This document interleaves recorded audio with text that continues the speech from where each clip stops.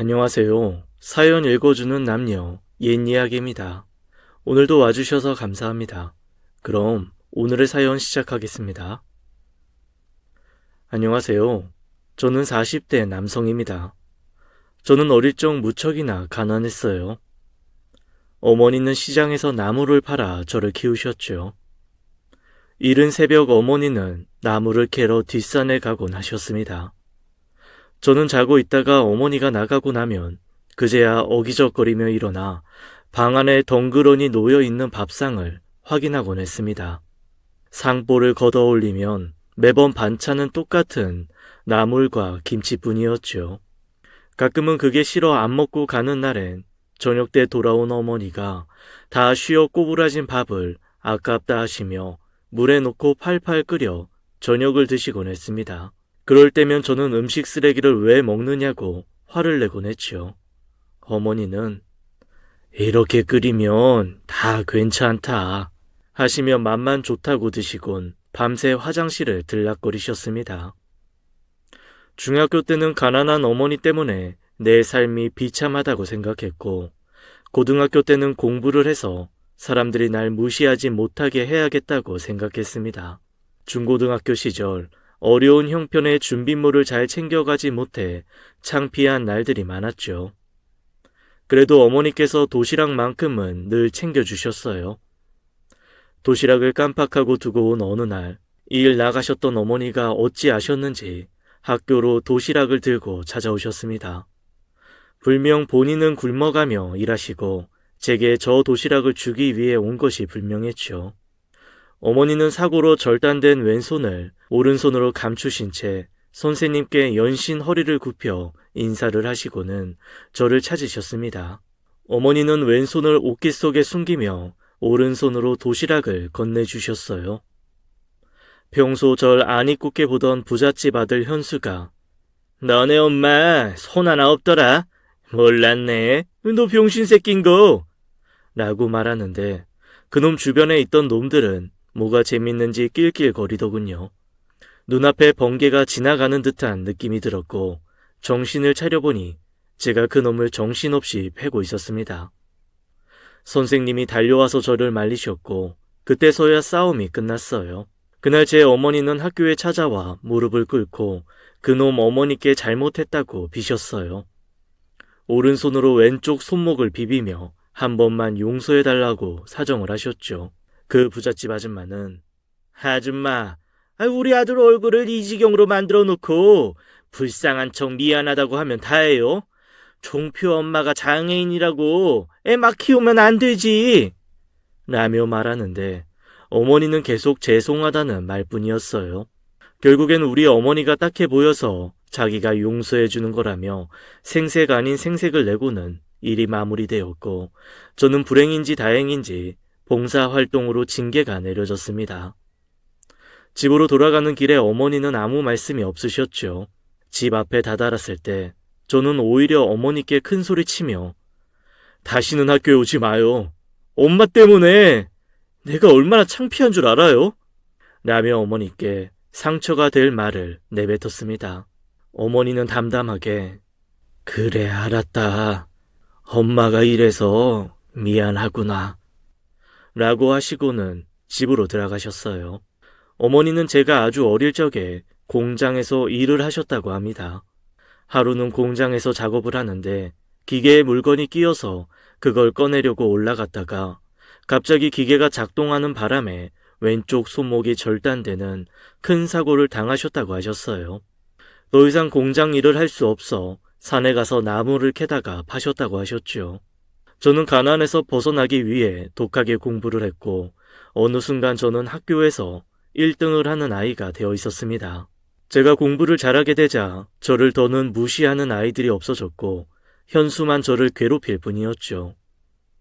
시험 전날 제 책상 위에 우유를 부어놓기도 하고 가방을 화장실 쓰레기통에 넣어놓기도 했습니다. 현수의 심한 장난에 아이들도 더는 현수를 곱게 보지 않았어요.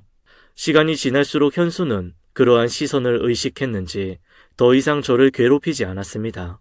그 후로 전 공부에 몰두할 수 있었고 좋은 성적으로 고3 시절을 보낼 수 있었어요. 저는 의대에 진학을 했고 어머니는 계속해서 나무를 파셨습니다.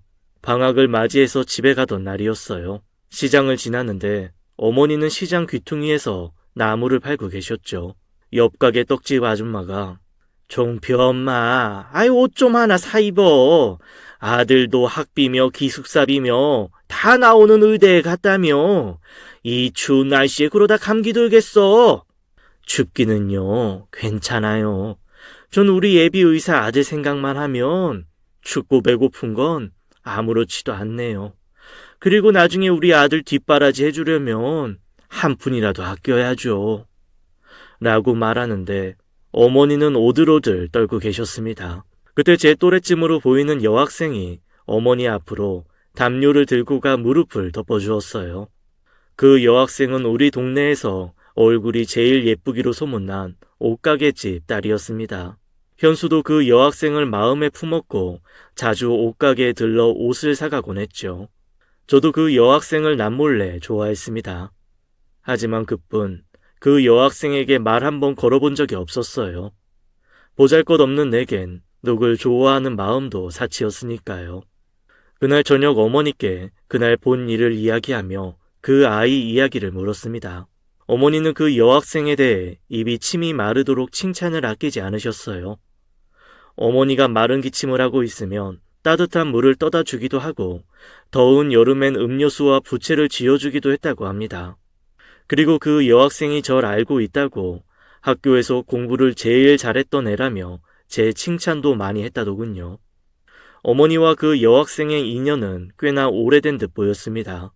어머니는 자기가 해줄 수 있는 게 없어서 산에 가서 나무를 캘 때 그 여학생이 좋아하는 나무를 캐어다 주곤 했다네요. 어머니와 이렇게 길게 얘기해 본 게 언제인지 그 여학생의 이야기로 저희 모자는 그날 밤 이런저런 많은 이야기를 나누었습니다. 제가 공중보건의로 일할 때 어머니를 뵙기 위해 고향으로 내려갔어요. 어머니를 뵈러 시장에 가보니 옷가게 앞에 현수가 커다란 꽃다발을 들고 그녀를 찾아왔더군요. 그녀는 현수의 고백을 부담스러워하는 눈치였지만 그녀의 어머니는 내심 좋아하는 것 같았어요. 현수네는 이 동네 유지였거든요. 가게에서 뛰쳐나오던 그녀는 절 보고 깜짝 놀란 듯 하더니 냅다 달려갔습니다. 어머니께 무슨 일이냐 물으니 수정이가 싫다는데 현수가 자꾸만 저렇게 찾아온다고 했습니다. 어머니는 현수가 수정이를 찾아오는 게 싫은 눈치였죠. 그날 어머니 옆에 앉아 함께 나무를 팔았습니다. 어머니는 오는 손님마다 우리 아들이 의사라며 자랑하시고 저는 그런 말을 하시는 어머니를 말리곤 했네요. 어머니와 일찍 장사를 접고 자리를 일어나려는데 수정이가 제 앞에 서 있었습니다. 그리고 저에게 편지를 내밀더니 금세 가버리더군요. 어머니는 뭐라고 써있냐고 궁금해했지만 저는 왠지 부끄러운 마음에 편지를 얼른 주머니 속에 감추었어요. 편지는 그녀가 저와 만나서 이야기를 하고 싶다는 내용이었습니다. 그날 밤 찾아간 운동장에 그녀가 나와 있더군요. 어색하게 서로 인사를 나누고 수정이와 많은 이야기를 나누었어요. 그녀의 취미는 만화책 보기이며 현재 디자인을 전공해서 디자인 회사에서 일을 한다고 했어요. 그녀의 꿈은 동대문에 입점해서 자신이 디자인한 옷을 사람들이 입고 다니는 거라고 했습니다. 그리고 현수에게 마음이 없는데 자꾸 찾아와서 난감하다며 아까 그런 모습을 저에게 보인 게 너무 창피하다고 했죠. 사실 저와 이야기 나눠보고 싶었는데 내가 현수 보고 오해할까봐 용기 내어 저에게 편지를 준 것이라고 하더군요. 아마도 그녀가 저를 좋아하는 게 아닐까 하는 생각에 혼자서 설레며 좋아했네요. 그날 1시간 동안 이야기를 나누며 서로에 대해 알게 되었고 그날 우리는 친구가 되었습니다. 그리고 그 후 서로 편지를 주고받았어요. 시간이 날 때마다 어머니를 뵈러 왔다는 핑계로 수정이를 만나기도 했습니다. 저는 공중보건의를 마칠 때쯤 수정이에게 고백해야겠다고 마음을 먹었어요. 그런데 제대하기 3개월 전부터 그녀에게서 연락이 끊겼습니다. 아무리 편지를 보내도 답장이 없었죠. 저는 제대 후 수정이를 찾아가 보았지만 그녀는 어디에도 없었습니다. 어머니께 소식을 물었지만 어머니도 어느 날부턴가 수정이가 보이지 않는다며 걱정하셨어요. 그렇게 6개월이 지날 무렵 전공의로 일하고 있을 때였어요. 응급실에 교통사고 환자가 들어왔다는 콜을 받고 가보니 60대 아주머니가 다리가 심하게 골절되어 있었고 남자는 유리파편에 얼굴이 심하게 손상되어 있었습니다. 그들은 다름 아닌 현수 어머니와 현수였어요. 그리고 그들 뒤로 들어온 환자를 보고 전 경악했습니다. 그건 다름 아닌 바로 수정이었고 수정이는 만삭 상태에 임산부가 되어 있더군요. 현수의 어머니는 다리를 절단하는 수술을 받아야 했고 수정이는 아이를 잃어야 했죠. 현수는 얼굴에 붕대를 감은 채 수술 담당의에게 멀쩡한 어머니 다리를 잘랐다며 고성을 질렀고 자기 아기를 살려내라고 행패를 부렸습니다. 수정이 아이의 아빠는 다름 아닌 현수였던 거죠.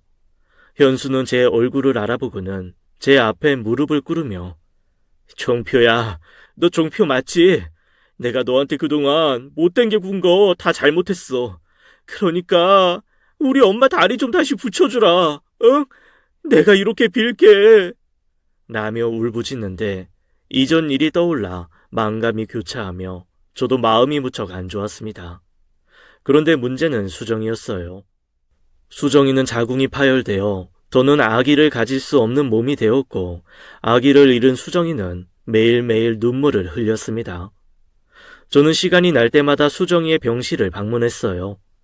수정이는 말이 없었고 창밖에 나무에 낙엽이 지는 것만 바라보고 있었죠. 저는 그녀가 평소 좋아하던 꽃을 매일 사서 그녀의 병실에 꽂아주었습니다. 그리고 그녀가 퇴원하기 전날 제 연락처를 손에 꼭 쥐어주며 힘들 때 꼭 연락하라고 했습니다. 하지만 아무리 시간이 지나도 그녀에게서 연락은 오지 않더군요. 그러던 어느 날 어머니를 찾아뵈러 간 날이었어요. 수정이네 옷가게 안에서 소란스러운 소리가 들렸습니다. 그곳엔 수정이의 어머니 앞에 현수가 무릎을 꿇고 앉아 있었어요. 아니, 멀쩡한 애 임신시켜서 데려가 놓고 혼인신고도 못하게 하더니 이제 나이 못 갖는다니까 내쫓은 게 누군데 그래? 자네가 그러고도 사람이야? 장모님 죄송합니다. 수정이 어디 있는지만 알려주세요. 누가 자네 장모야? 우리 수정이 자네 엄마한테 그만큼 시달리게 했으면 이제 우리 수정이 좀 그만 괴롭혀. 자네랑 혼인신고 안 한 건 불행 중 다행일세. 수정이의 어머니는 현수에게 물을 한 바가지 뿌리고는 당장 꺼지라고 소리를 질렀습니다. 현수가 떠난 후 저는 수정이 어머니를 찾아갔어요. 인사를 드리고 수정이 소식을 여쭈니 수정이는 서울에 자리를 잡고 회사에 취업했다고 했죠. 저에게 수정이의 연락처를 쥐어주며 연락해보라고 하셨습니다. 그리고 저희 어머니께 늘 감사하다는 말을 덧붙이셨어요. 저는 어리둥절해하며 왜 저희 어머니께 감사하느냐 여쭈니 수정이 어머니는 제가 난생 처음 듣는 이야기를 해주셨습니다. 제 어머니와 수정이 어머니가 같은 공장에서 일하던 시절에 저와 수정이를 공장에 데려간 적이 있었답니다.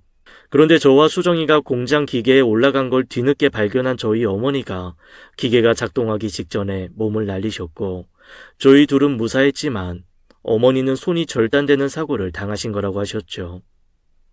수정이에겐 이 이야기를 어릴 때부터 들려주어서 수정이가 제 어머니를 각별하게 생각한다고 하더군요.